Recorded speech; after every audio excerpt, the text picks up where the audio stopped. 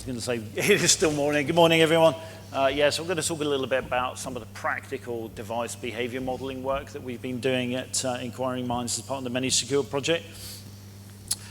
So we wanted to develop some algorithms for detecting anomalous device behavior.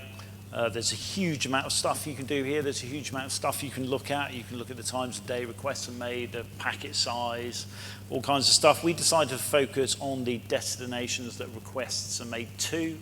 And our rationale for that was, well, firstly, it limits the scope of the problem, so it gives us a chance of developing something decent that we can understand. It gives us, we thought that the destinations that requests are made to are likely to be discriminative between different types of devices, in some cases between instances, and also between devices that are behaving correctly and doing something suspicious. So some requirements for such a system. One of the big problems you have with cybersecurity systems is false alarms. Of course, people often turn them off or turn them down or disable them. And if we have a component that's part of a larger system that can reason about the alerts that are being generated, it'll just discount the alerts that are generated if the false alarm rate is too high. So being able to manage and control that is key. Why do we need to think about false alarms? Well, we're trying to make inferences about the behavior of a device based on a finite sample of its behavior. And because that sample is finite, the inferences you make are necessarily uncertain, so there's always going to be the possibility of false alarms. And one thing we want to be able to do with the false alarm rate is to specify it as accurately as possible, so we don't have to make the system go live and then spend weeks tuning it to get it to where we want it to be. So in order to explain some of the concepts and some of the results, we're going to use this map. This map is a map of all of the destinations that a device can make requests to, which sounds quite ambitious. It doesn't really matter too much about how we've generated it, but suffice to say that 0.0.0.0 is in the top left, and domains ending in .ZZZ would be in the bottom right if there is such a top-level domain. We've highlighted some common domains of interest there. So we've got the local network addresses, we've got Akamai Technologies Content Delivery Network, the AWS servers, Google hosted and Google user content, the 1E100 Google domains, and the CloudFront Content Delivery Network domains there. And so what we do is when we want to look at the behavior of a device, we simply light up the squares where the requests go in that map. So here we have two Belkin devices, and you can see they're both making requests to what look like the same three AWS servers, and there's some activity on the local network. These are four WithThings devices. WithThings is a French IoT company. Down in the bottom left are the WithThings servers. Slightly up and to the right of those are Pony Telecom servers. Pony Telecom is a French hosting provider, which is obviously used by WithThings. So here we've got four devices. We've got a Samsung Galaxy Tab, and a Tatmo Welcome, an Amazon Echo, and a Samsung Smart Cam. Does anyone want to have a guess which is which? I've got 20 quid for someone who can get them all right. Come on, can anyone want to have a go? Yeah, go on.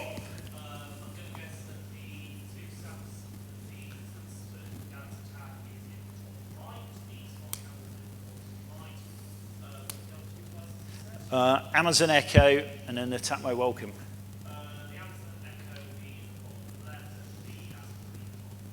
Well, good effort, not quite right, which is lucky my 20 quid to save is good. I was going to put that on expensive. So the device in the top left is the Tatmo Welcome. That's Tatmo is a French IoT company, and you can see their servers are similarly located in the map in the bottom left. They also use Pony Telecom, which you can see there. The device in the top right is actually the Echo, which is interesting because it uses fewer AWS servers than the Samsung Smart Cam, which is in the bottom right. And the one at the bottom left is the Galaxy tablet. So if we think about, so what we really want to do is we want to be able to model these patterns of behaviors where the requests go, and ideally, having built models of how these devices behave normally, in inverted commas, we want to be able to use that to detect suspicious, well, any changes in behavior. So if we think about a simple, naive baseline algorithm, one thing that we might do is we might want to observe a device's behavior for, say, 10,000 requests. We'll call that a training period.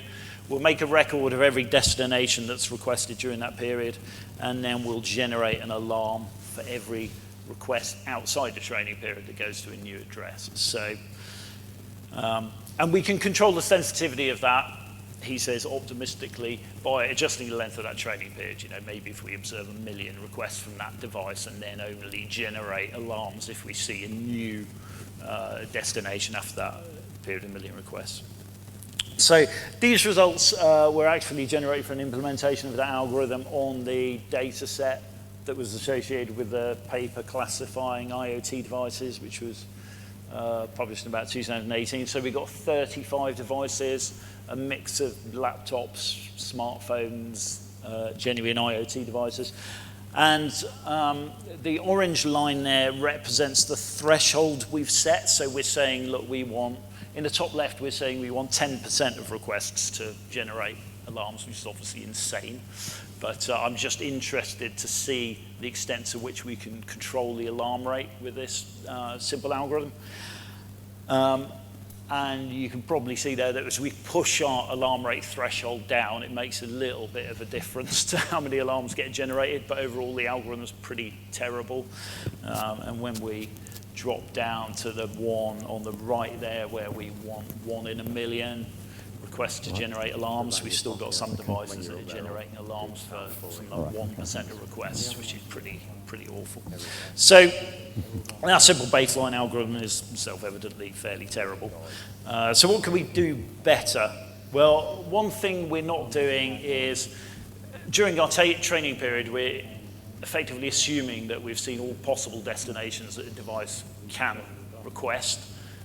In practice, there's no reason to believe that that's true, and if we got something like a laptop or a phone or a PC, they request such a huge variety of addresses, we're unlikely to see all of them in any finite period, and the behavior of the user changes over time and all this sort of stuff. So we really need some way of estimating the sort of missing probability mass at any point in time, and then only generating alarms if we're satisfied that the missing probability mass is sufficiently small that we're not going to exceed our false alarm rate target. The other thing we can do as well is we've sort of treated the requests as on the left, where we've just got this sort of bag of requests, and we've ignored the structure that's implicit in the names and the IP addresses. So we can actually organize them into a sort of tree structure.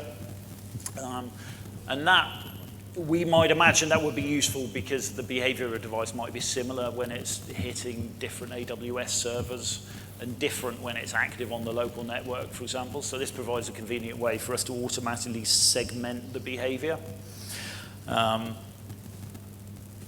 So when we sort of add all of those things together, what do we get? So we get something that looks a bit more like this. So as we push the false alarm rate threshold down, so there in the bottom right, we're saying we want an alarm only for 0.01% of requests, and that constraint is being satisfied by all the devices. And then down in the bottom right there, we've pushed it down to 1 in a million, and one of the devices just peaked over there. That is statistically significant, but the way the alarms get generated is they're bursty, so they're also correlated. So depending on where you run out of data when you're doing the test, it's either slightly above or slightly below the threshold, so I'm not too worried about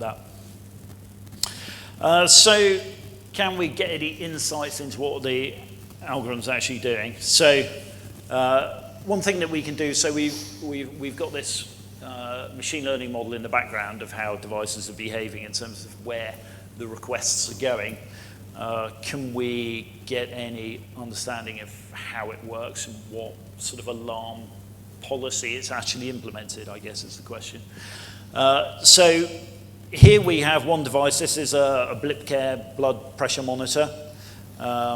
We've got 107 requests from this. We can actually extract rules from our model. And if we do that for this device, we get allow star.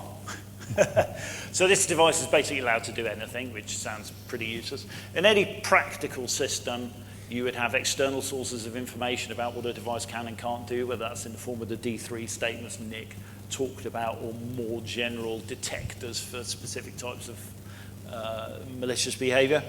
But purely from the perspective of having seen 100 requests from this device, we can't constrain its behavior in any way, and on average meet our false alarm rate objectives, which for these results I've set to be 1 in 10,000 requests. And so what we can also do, so on the left there we've got the map of where the requests go, so they're all going to a single target.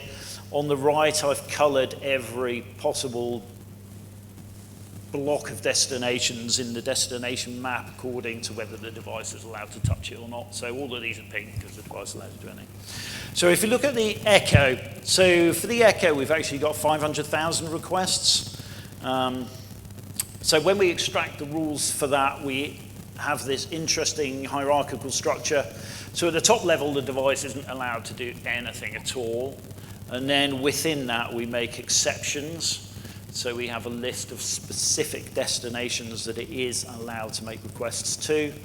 And I think the key thing here is that it's not allowed to make any requests on the local network.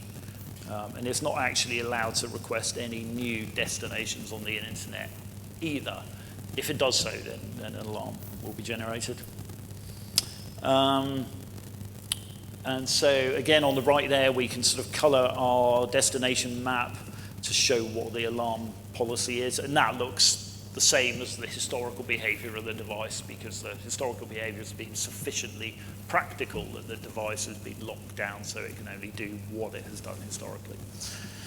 This device here is an iHome. We have 24,000 requests from that. You can see that most of those requests are to AWS servers, quite a mix of them, and a couple of addresses on the local network. So if we extract the rules for this device, again at the top level, all behavior is disallowed. It's allowed to make requests to 2 local IP addresses, one on 2 different ports. The other, the port is wildcarded, so it can actually request any port on .1.239, the local network. We've actually got a newer version of this algorithm that actually locks that down to the non-privileged ports. What is perhaps a bit more interesting is behavior with the AWS servers. So there we have quite a lot of variability in the context of the AWS servers. So it's actually allowed to contact any server, compute one, AmazonAWS.com. But within that context, there are specific servers that have been locked down to specific ports. So some individual servers within that context are locked down to port 443 and port 80. But it can contact other servers on different ports without generating alarms. And I think the key thing there is, so it's sort of pretty permissive in the compute-1.aws.com, but it has excluded s3.amazon.aws, which is the, the file hosting part of AWS, which is where you often see malware. And that's what that policy looks like if we plot it on the destination map. So all of the black areas are areas where the device is not allowed to make requests without generating alarms. So we've got that purple band on the compute-1 AWS where it is allowed to make requests, and 2 specific local addresses where it can make requests. So this is the last one. This is actually an iPhone where we have 39,000 requests. So here we got really, really complex behavior, and it's making requests all over the place. So the rules we get in this case, so this one is quite interesting because at the top level it's allowed to do anything.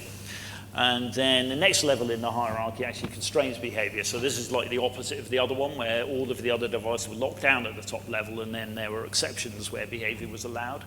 In this case, at the top level, everything is allowed, and then we have specific constraints on behavior. So this phone is actually not allowed to do anything on the local network at all. There are specific servers on the internet that have been locked down by port, but in general we have a fairly permissive policy here.